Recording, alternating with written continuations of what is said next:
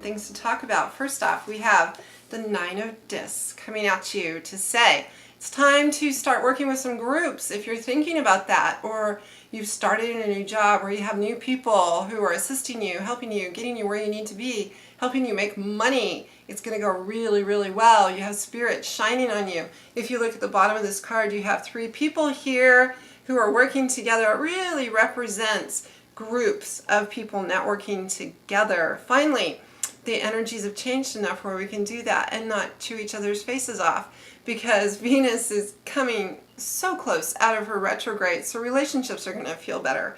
Mercury's ending its shadow, and we have just amazing good energy coming in around us now. You may be feeling it. You may be feeling like you actually have some energy as we go into the holidays. So good stuff coming around, working with other people. Next card up, Justice.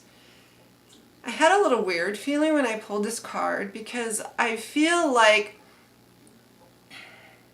we've all kind of been waiting, just waiting on hold for things to shift and change in our world.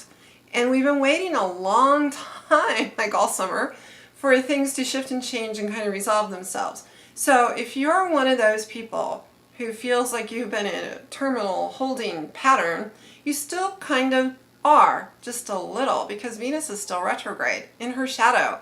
And Venus slows things down. Mercury's still in retrograde in his shadow, slows things down. So if you're waiting for stuff to happen, it's on its way. It's just going painfully slow, but it's about to shift and change. So the other thing I felt with this card is if you have a legal thing going on and it's just been sitting there and you're waiting for it to shift and change and go away, or settle up, or find out what the karmic consequences could be of this, it's about to happen. Over this week, I feel like you'll get news about that it's finishing up. It may not happen this week, but you'll know where it stands, you'll know what's coming, and you'll be so much more aware, and you may even be doing the happy dance. All right, so that's what's coming your way. The Judgment card follows that, which is your angels and guides helping you get through everything that's coming your way. This is your messengers. We talked about this card last week because it came up. It's your angels and guides basically saying, don't stop because you're feeling weird about something, or maybe you're not feeling quite settled enough to do it. Go for it. We have your back.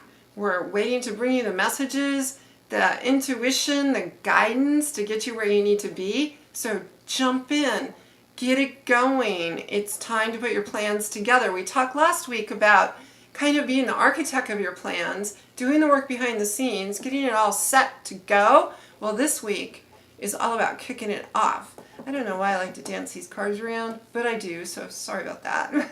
Anyway, this card is saying, dance, get happy, move your stuff, get it going. Don't wait anymore, all right? Because it's time to get the foundation ready. You can launch this in January and do all the work you need to do in the next 2.5 weeks, but don't wait. Get it going. Because if you wait, you won't have the energy to jump across the cliff of taking a risk. This is risk-taking. This is using all your energy. This is moving forward so completely and just jumping into the unknown. See, little guy in the middle, jumping from cliff to cliff, and behind him is Spirit. Spirit is right there saying, I got you, I got you. We've been getting a lot of that with the Judgment card, with cards from last week. I've got you. So this is taking that risk to get out there and do whatever that is. It's kind of out of your comfort zone and making you feel a little vulnerable, but it's all good. It is all good because you have spent all freaking summer cutting through all the stuff that stands in your way.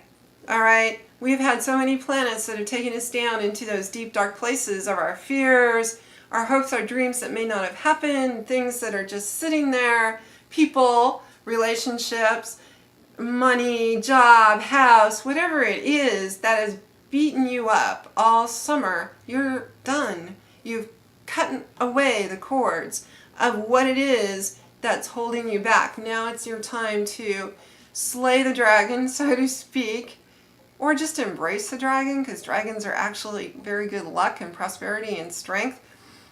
And take the sword and cut away whatever other fears you may have looming around in your heart and your soul. I don't usually say looming, but my guides and angels said, say that word, because that's what it feels like. It's like this dark, shadowy energy that's back there going, maybe you shouldn't do that. But then your soul's going, yeah, I should. And then back there, it's like, but what if it doesn't work? And your head and your heart's going, so I can make this work, but then your fears come in again and go, but it didn't the last time. So try again.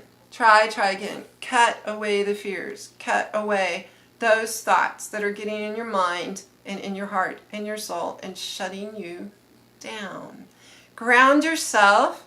Perhaps sit in a quiet place and breathe in gold light to boost up your third chakra. Your third chakra sits right in your solar plexus between your rib cage, and it will ground you and make you feel powerful like you haven't felt in a while. All right, this will help you get where you need to be and cut away the cords that are keeping you still stuck. Last card, the moon. Use your intuition. We talked about using intuition last week also when the high priestess came up, but this is a different kind of intuition.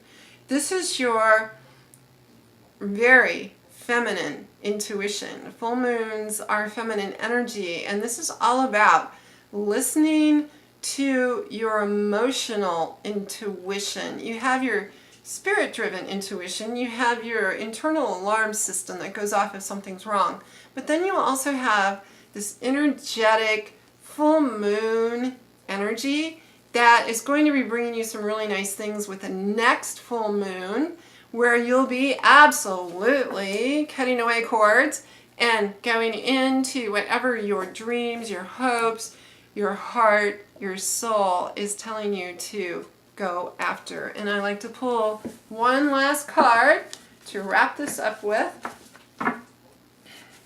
Well, I got two cards, so we'll just do them both. Do not be afraid of investing in yourself, even if it has failed before.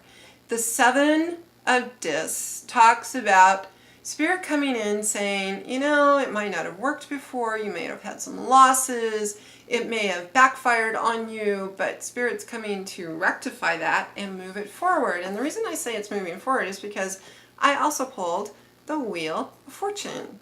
This is the end of a season. This is the end of something that is kind of in your history that has been a past hurt for you, which is why this says failure. Because it failed. It hurt you.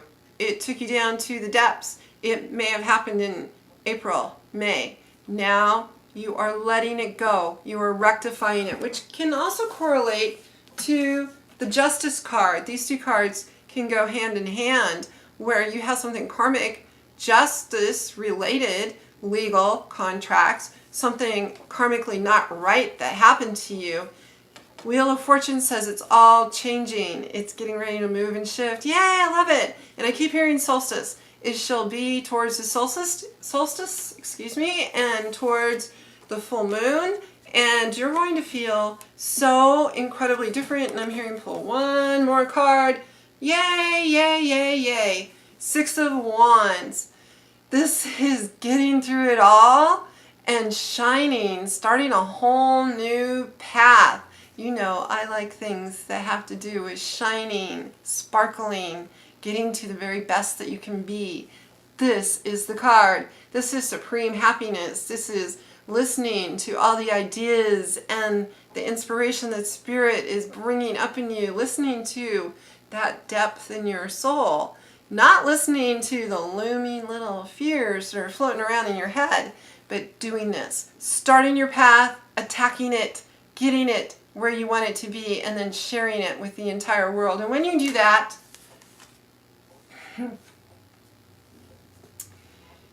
you are the Hierophant. This is having Spirit shine on you and take you to the next level of being very aware of where you're headed, how you're getting there. You may need to take some time to yourself. The Hierophant is kind of a be by yourself card and really get internal about what it is you want to accomplish and how you want to do it, and really listen to your soul. I can't say that enough, because it's going to give you so much inspiration, so much information, so much wisdom that you've always had. It's going to bring it up and move you forward.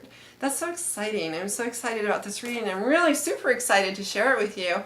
I also want to share with you information about the Masterclass Psychic Medium Development Workshop I'm having January 19th and the 20th at the Blue Barn, Harmony Spiritual Place in Roswell, Georgia. January 19th and 20th.